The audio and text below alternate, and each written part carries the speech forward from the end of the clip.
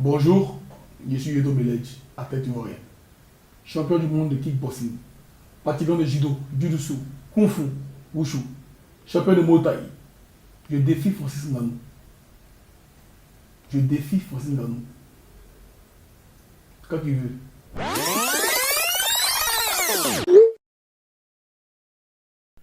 Je suis Yedo Meledj Jean-François, athlète ivoirien, champion du monde de kickboxing Wako.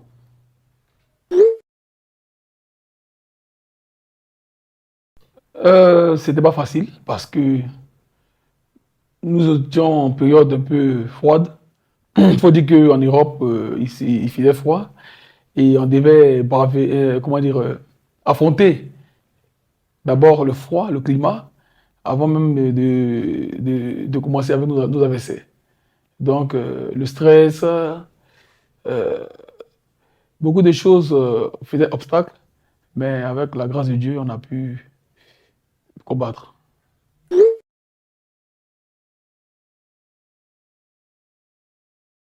Effectivement, d'habitude, quand je compétis et que j'arrive un peu loin, très souvent je suis blessé, très souvent j'ai des bobos. Mais cette fois, franchement, j'étais prêt. J'étais prêt parce que en demi-finale, j'étais à l'aise avec mon adversaire. Donc, en finale, je faisais même le shadow, même sur le ring. Le gars, il ne s'est pas présenté. J'étais un peu déçu parce que je voulais tout donner. Je voulais faire un spectacle de ouf, mais il n'est pas venu. Il a préféré signer forfait. Je pense qu'il a regardé la demi-finale, il a compris que le niveau était un peu élevé par rapport à son niveau, donc il a préféré se rabattre, retrousser chemin, comme on le dit.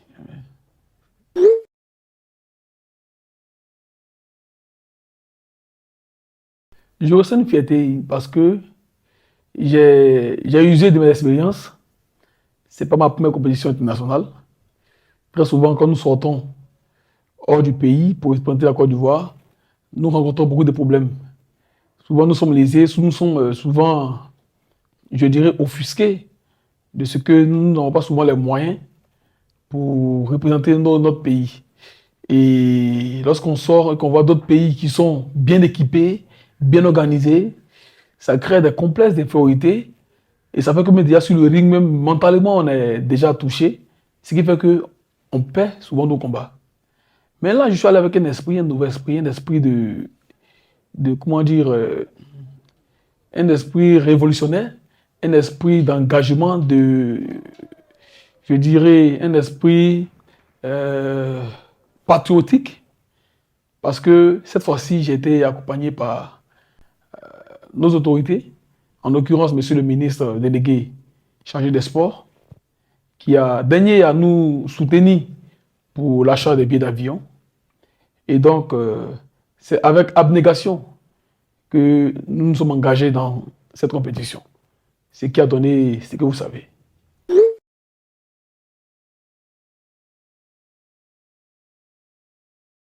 Oui, oui, oui, le kickboxing sur le ticket mondial, le kickboxing ivoirien en tout cas, est au top. Parce que nous avons les meilleurs athlètes. On a les meilleurs, même comment dire, euh, en Afrique ici, nous sommes les meilleurs. Dans le monde, nous sommes les meilleurs parce que nous avons les bons athlètes. Le seul problème, ce sont les moyens. Et comment les mettre en lumière.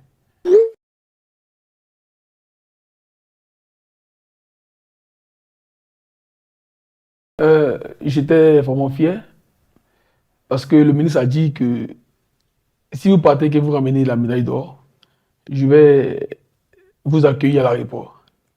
Il a parlé, il a fait. J'étais vraiment fier de nos autorités qui ont daigné à nous accompagner et aussi nous accueillir à l'aéroport. J'étais vraiment fier. Je me sentais chez moi, franchement.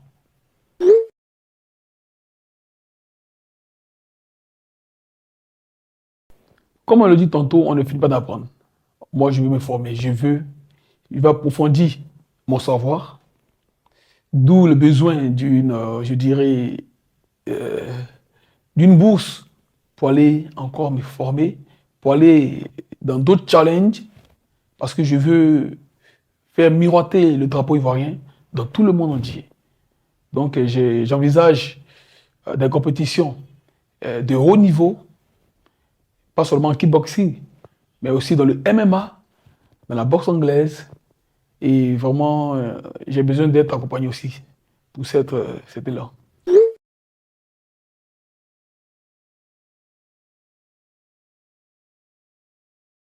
Euh, je suis pratiquant de sport de combat. Et dans le sport de combat, nous avons trois compartiments. Nous avons le compartiment grappling, grappling qui regroupe tout ce qui est combat euh, comme la lutte, le judo, euh, le jujutsu. Ah, le grappling, c'est saisi.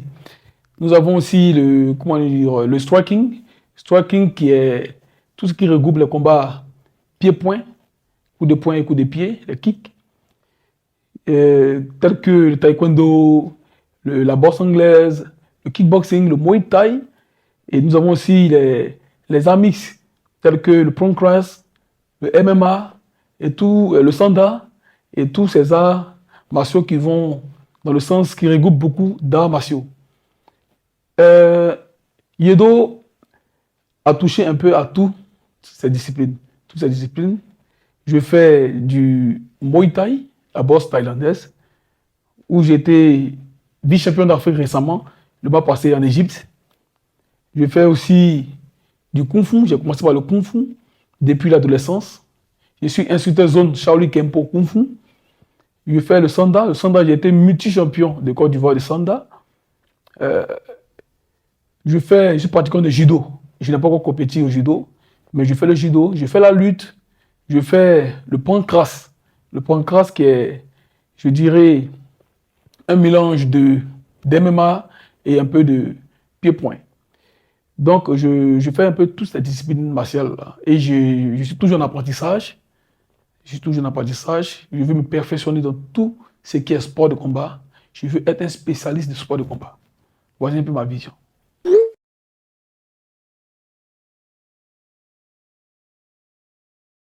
Au début, j'avais des problèmes pendant les compétitions.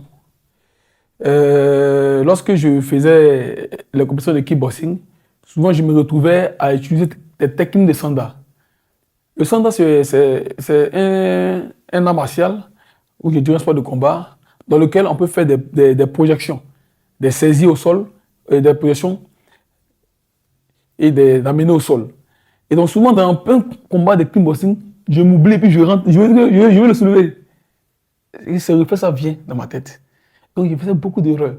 Ou par exemple, dans le Muay Thai, on utilise des coudes et genoux. On peut faire des coups de genoux à plusieurs répétitions. Alors que le kickboxing, au K1, on dit K1, ni one, c'est-à-dire coup de genoux, un seul coup de genoux. K1. Donc, moi, je m'oublie.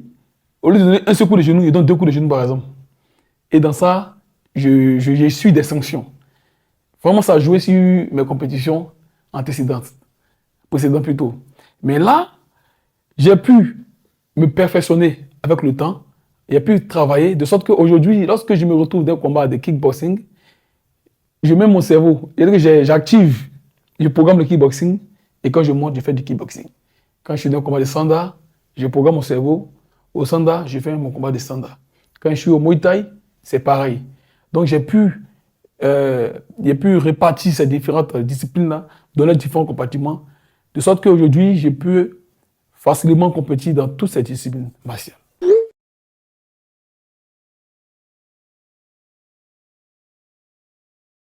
Franchement, en tant qu'instructeur, en tant que militaire dans l'âme, je me dis toujours que je n'ai rien fait encore.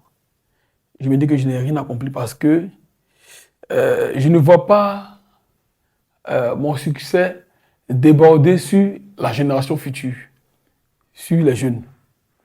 Mon but est de promouvoir le sport de combat en Côte d'Ivoire, de faire valoir le sport de combat et de permettre aux jeunes de pouvoir embrasser cette option-là. Mais jusqu'à aujourd'hui, je n'ai pas, je dirais, les moyens nécessaires d'ouvrir un centre de formation pour accompagner ces jeunes. Donc je me dis que je n'ai rien fait parce que glaner des lauriers, c'est rien. Voilà. La gloire est éphémère. Qu'est-ce que je laisse comme trace? Qu'est-ce que je fais de concret? Voici mon véritable problème.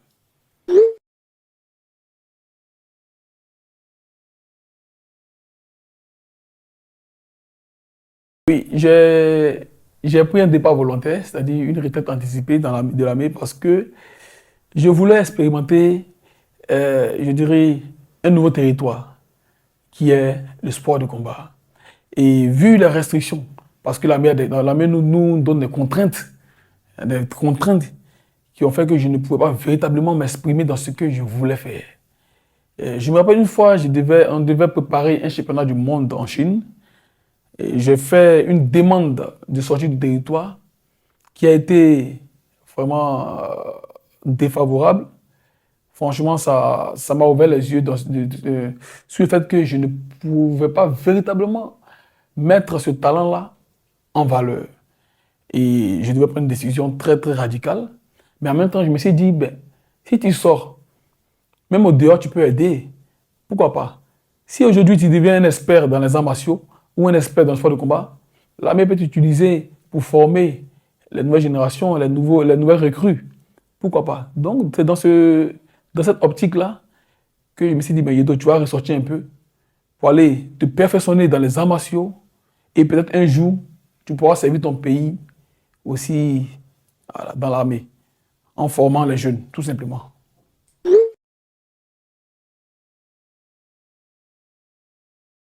Dans le programme de la fédération, normalement, Yedo a un Open à faire aux États-Unis en octobre, le US Open. Donc, je serai aux États-Unis en octobre. Et arrivé là-bas, comment dire, je vais me donner certaines opportunités. C'est-à-dire, je vais faire des compétitions de MMA. Parce que la Côte d'Ivoire est le meilleur pays en sport de combat. Voilà. Je vais me perfectionner, je vais faire le MMA. Et moi, ma vision, c'est d'affronter les grands champions du monde. Même Francis Ngannou. La Côte d'Ivoire a toujours battu le Cameroun. Donc, moi aussi, je vais me donner les moyens d'affronter aussi Ngannou. Pourquoi pas? Parce que quand tu as les moyens, tu peux bien manger.